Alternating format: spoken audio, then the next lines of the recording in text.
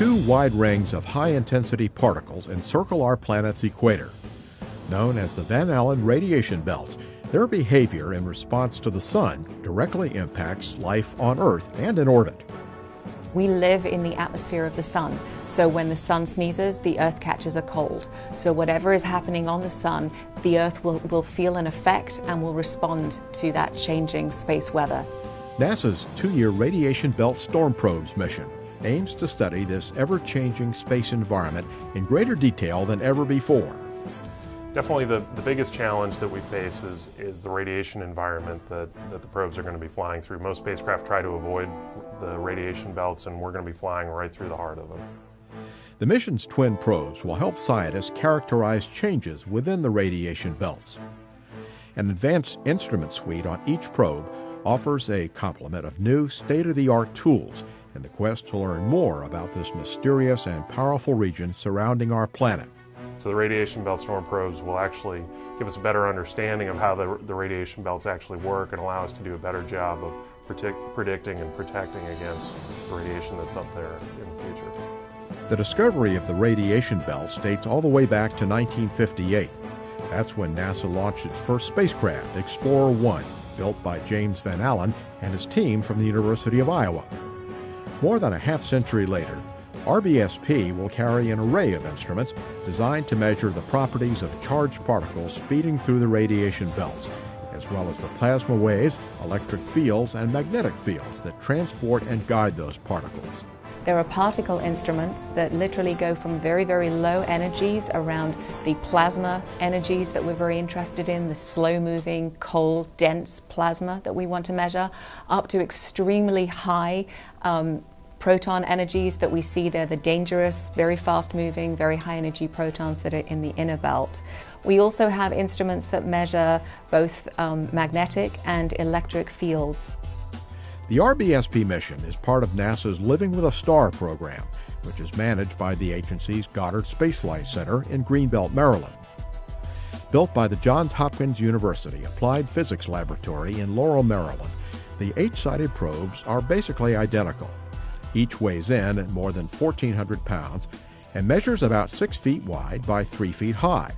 But don't let their compact size fool you. The sensors measuring magnetic fields are mounted on booms that will extend nearly 10 feet from the spacecraft.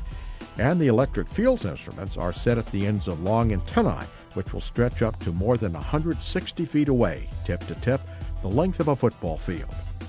These booms are tucked away inside the spacecraft during launch. They'll be deployed after the probes reach orbit. The long booms help distance these sensitive instruments from the immediate vicinity of the spacecraft's own electric and magnetic fields. Data filters and metal shielding on spacecraft electronics also helps prevent interference.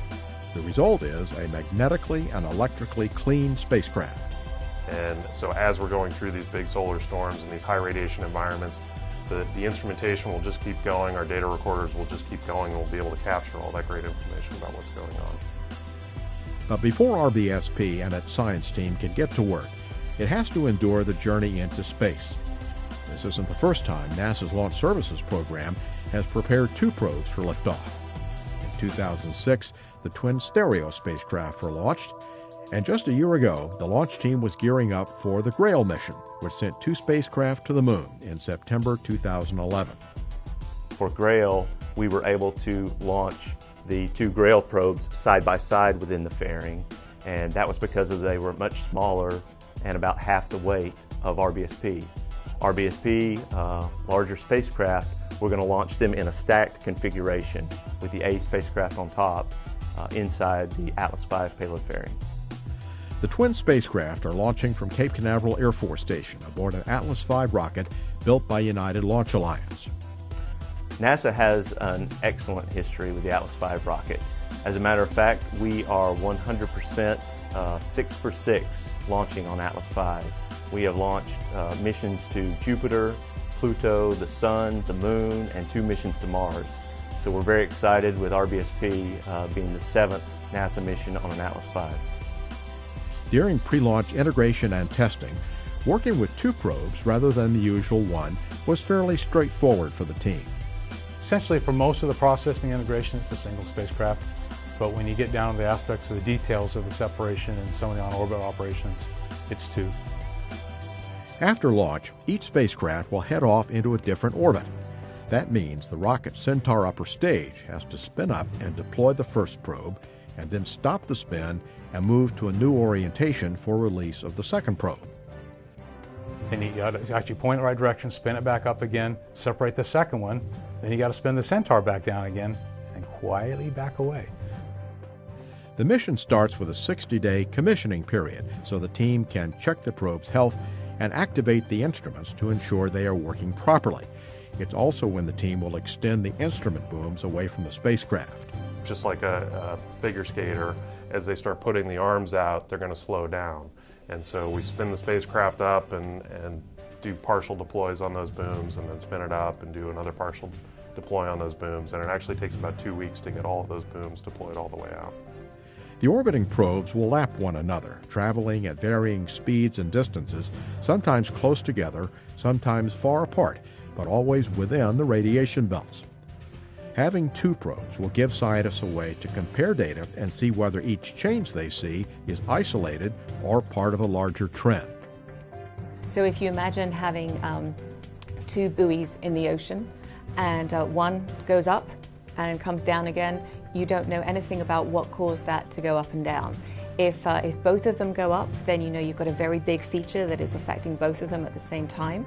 If you have one goes up and then the other one goes up, well, you can measure how fast that wave has traveled between them and what direction it's going into.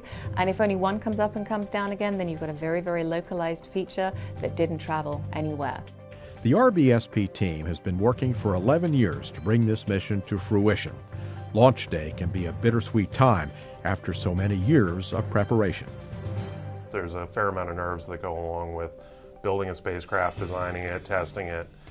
We're always finding things that could work better or don't work the way they should that we have to go fix. So once we get through launch and get the spacecraft up there and check them out, it's really going to be a great sense of relief, but a great sense of accomplishment too. We've got an amazing team that's been working on this for a long time.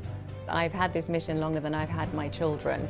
So for me, it's just, it's probably like sending your children to college or something. You know, you bring them up the best you can and then you push them out into the world. And I guess the good thing is mine will write home every day. It's fundamental physics with a practical application, and that's what makes this mission so cool.